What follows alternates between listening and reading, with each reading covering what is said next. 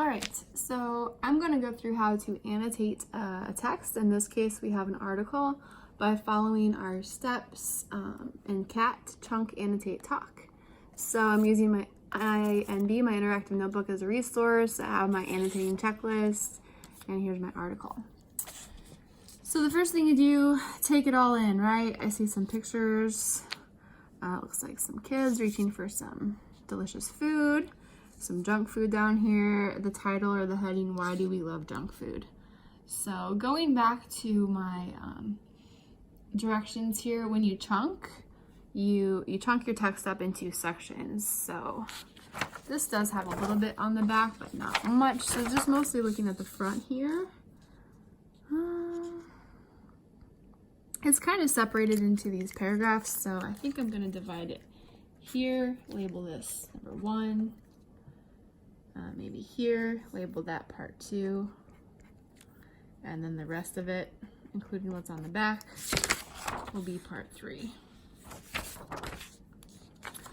All right, so I'm gonna check that off. I chunked the text. Yes, I did. Turn the headings into questions. This is still kind of part of chunking and pre-reading. So the heading we have here, the title is Why Do We Love Junk Food? So I'm kind of thinking like, what is junk food? So I'm gonna write that down. What qualifies as junk food? Why do we love it? Who loves it? Who's we? And this question, why do we love junk food? We definitely want to answer that. So those are going to be my 3 focus questions.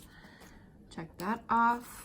And now I'm looking for evidence. So now we're actually going to start the process of what you guys know as annotating, underlining evidence and key terms. So if we see any vocab, we'll circle it that we don't know, or any confusing concepts, we might circle that too. But otherwise, we're underlining evidence that supports why do we love junk food, maybe what is junk food, and who is we? Who is this article talking about?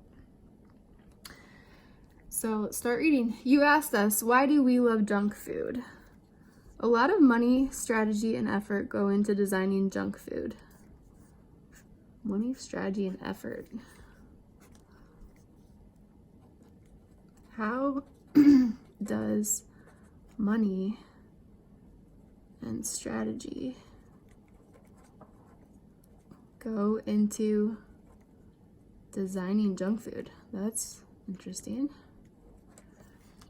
Remember, your annotations go on the right side unless you're summarizing your evidence. So I'm just having a dialogue.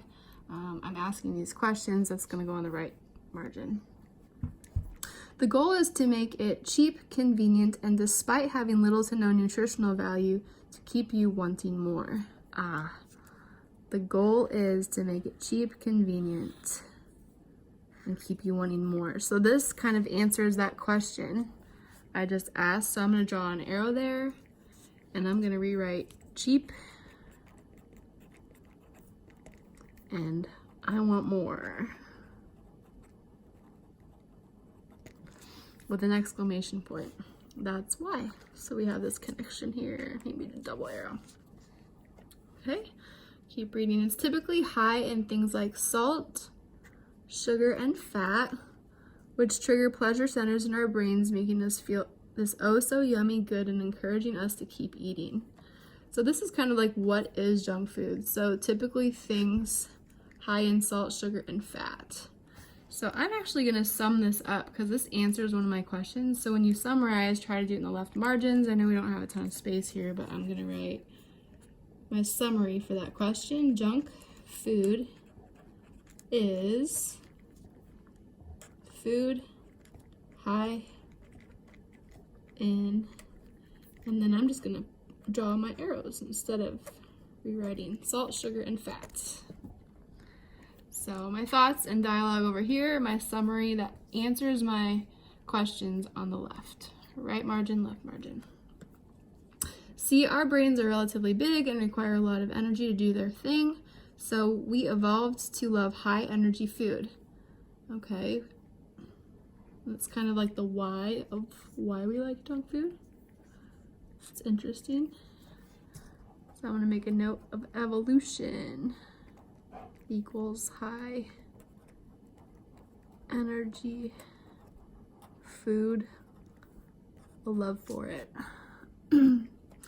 Beyond the super high calorie count, junk food makers have a million tricks up their sleeves when it comes to making their products irresistible.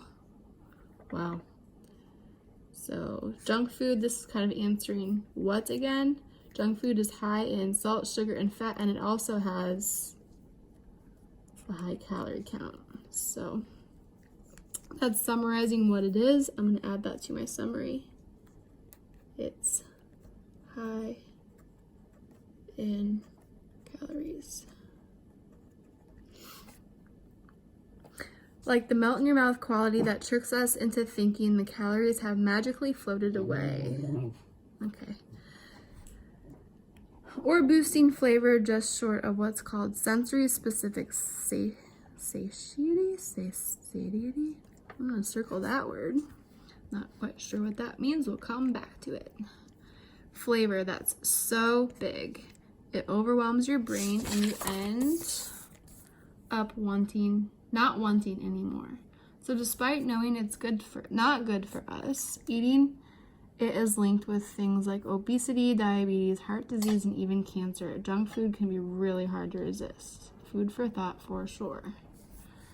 All right, so I'm gonna go back and start over. My dog is getting in the way here. Sammy.